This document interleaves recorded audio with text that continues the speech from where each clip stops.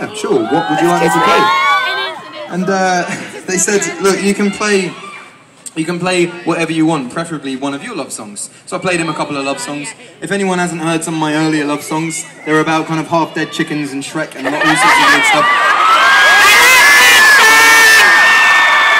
So I played these songs and instantly my godparents' faces were kind of like, nah, that's not really going to work. And my godmother was kind of like, can you just play something, you know, like a classic love song? Can you play You Are So Beautiful to Me, or Make You Feel My Love, or Gold Digger, or one of these classic love songs that everyone's into? Or you can write us a love song. And I was okay. I was like, okay, cool. Challenge on. I'm gonna go off, write a love song. I'll come back, play it to you. Did that. Played it to them. They were like, cool. Wedding's next May. See you then. May. On another note, I just went on a spring tour with Snow Patrol, which was quite fun.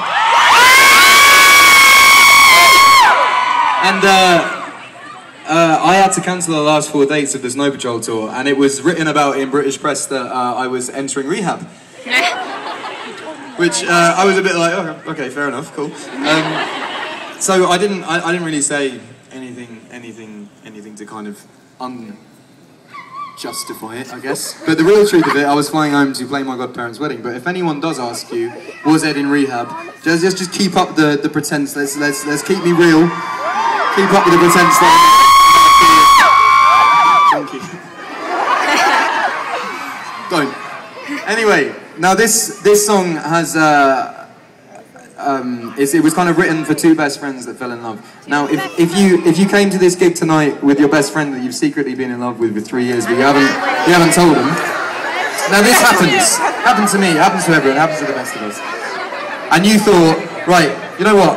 I'm going to take my best mate to the Ed Sheeran concert because he sings some soppy ass love songs, and at some point in the gig he's going to play a really, really mushy song and I can just go over and nibble her ear.